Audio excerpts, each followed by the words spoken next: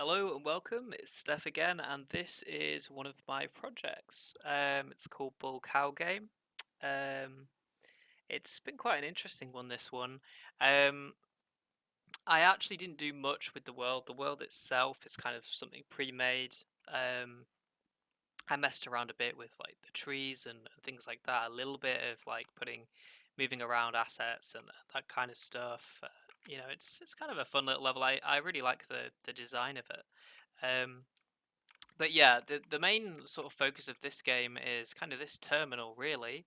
It's kind of like a visual terminal, I guess. So this is kind of cool. It's like a step forward from my previous game where you were using CMD and like you're using command prompt to play a game. This is kind of cool because it's in a 3D world. I mean, it's a bit limited in that sense. It's not sort of an amazing 3D game, and it is just quite a simple game, but it's cool.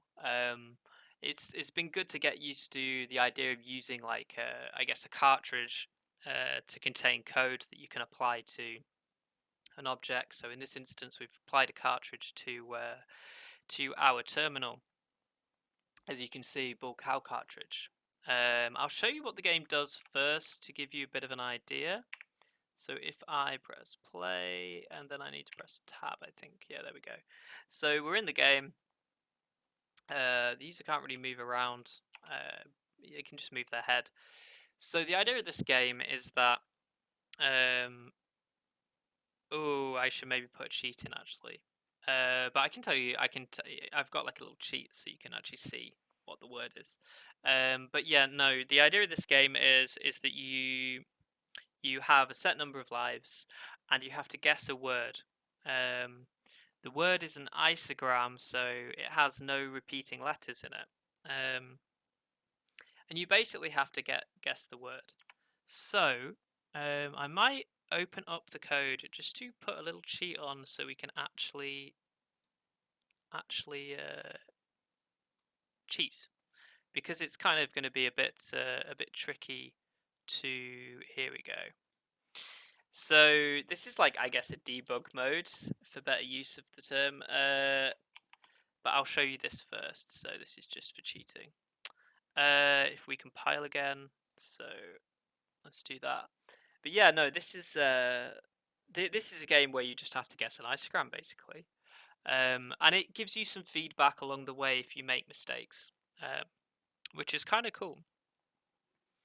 And we should be coming up to. This is the problem: compiling while you're trying to video something's probably not a sensible thing. But there you go. So here we go. As you can see, we have our little intro. Welcome to Bull Cows. You have 8 lives. Guess the 4-letter word. Type in your guess.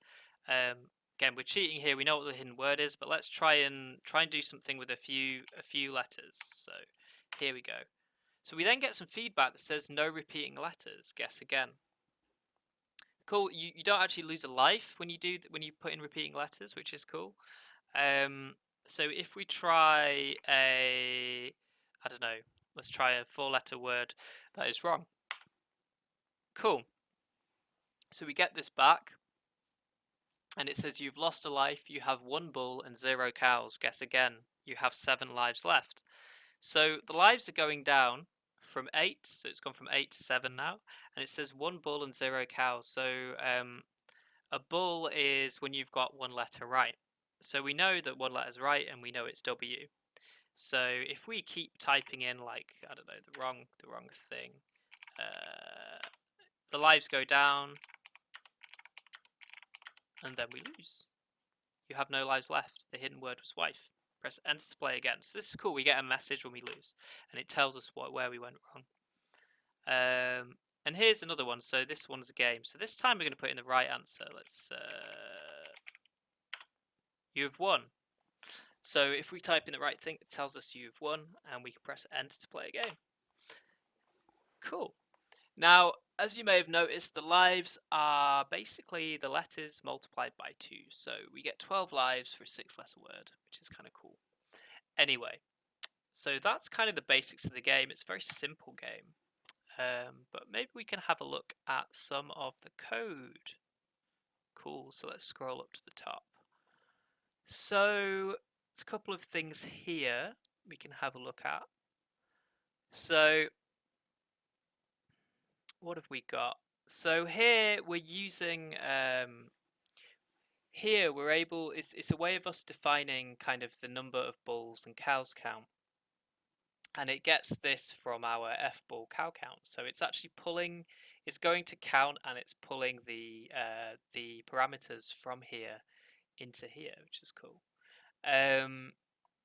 Now the way that we reference, so the way that I wanted to kind of get a list of isogram words was I put them in a text document, which I think is somewhere down here. I wonder if I can find it, or maybe I'll just I won't bother showing that. But I basically have a text document that has like a list of hidden words, and basically fpaths project content directory / text .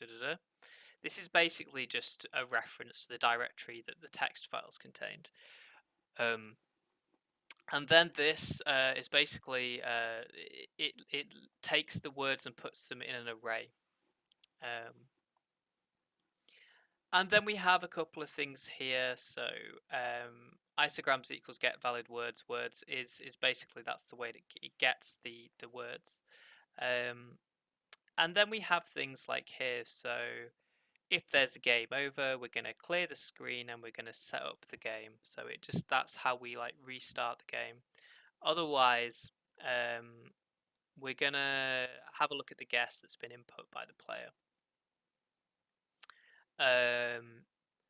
This is the hidden word. So the hidden word that we get is going to be one of our isograms from our text document that's been put into an array, and it's going to be within the rand range. So it's going to randomly take something from the range of isograms in our array, which is pretty cool. And then here we go, we talked about lives before. So in this instance, lives equals hidden word dot length times 2. So here we're just saying, you know, what is the hidden word's length? Oh, let's say it's 6 letters. Okay, if it's 6 letters, we're going to times it by 2, and that number, which is going to be 12, is going to equal the lives that we get. So that's just kind of our way of trying to make the game reflect on like a user's you know, the level difficulty of a word, I guess. I mean, it's quite a crude way of doing it, but it works. It's good. And then we're just using print line to kind of print out our intro,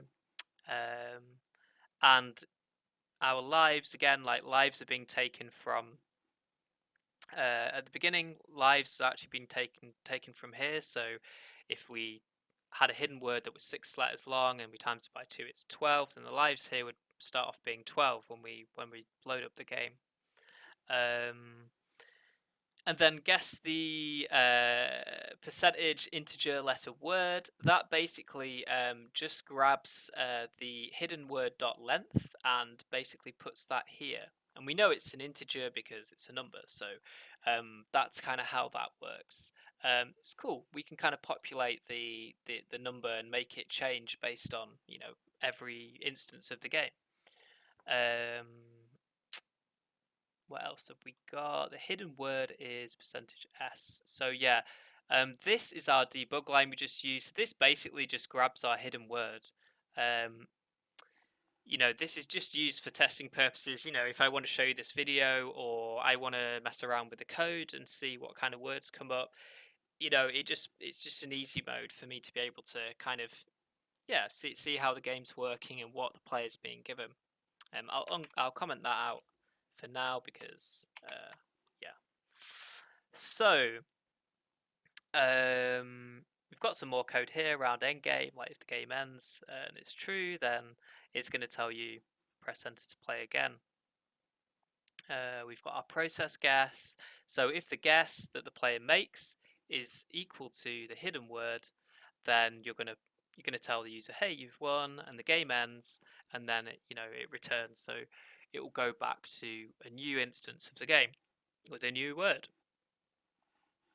So then we create more code here just to deal with if the guess itself, the length of the guess is longer than the hidden word, or it's not the same length as the hidden word, then we're actually going to give some feedback to the player and say, hey, you've lost a life, but the hidden word is this amount of letters long. So just reminding the user, hey, the word's this long, you put in the wrong length. And then here, yeah, if they put something in that's not an isogram, so it has repeatable letters, then we've put some code here saying if it's not an isogram, if the guess is not an isogram, the guess is not an isogram, then we're going to tell the user, hey, no, there are no repeating letters. You need to guess again. We're not as harsh on this because it's an easy mistake to make and it's a bit unfair to take a life. And then here we've got some code here that basically says if the lives are less than 0, we're gonna clear the screen, and we're gonna tell them they have no lives left, and we're gonna tell them that what the hidden word was, and then the game's gonna end and we start again. We also got some code here to deal with like losing a life. This is just the process of it's minus lives, basically just takes a life off. And then score. So yeah, here we're just basically saying how many bulls and cows they have. So this section is isogram, is basically the code that we were looking at before. It was mentioned a bit earlier on. If it's not an isogram, here we go. So we're using this in different areas of our code, and this is just the process of how we check whether something's an isogram. So we check from like the start of the word, index of 0, and then we go through the length of the word to check every letter, making sure that there aren't repeatable letters and that it is essentially the right word. We've also got get valid words, and this is just the process of like how we access our text file, and we grab our kind of we grab our word from there, and we manage kind of the process around kind of the isogram itself. And then we have get bull cows, and this is just the process of how we let the user know, if you get a bull, then that's basically saying that you've got a letter correct. And this basically handles the process of, are these letters that you within the word that you've used as a guess are actually in the hidden word, and this is the code that manages that. So it basically iterates through the guess and the hidden word to kind of the index of them. So that is basically it. So that is Bull Cow Game. Thank you for your time and yeah, having a little look at this project. Hope I've explained it well enough. But yeah, that was a fun one to do. So I will catch you another time with another video. Thanks. Bye.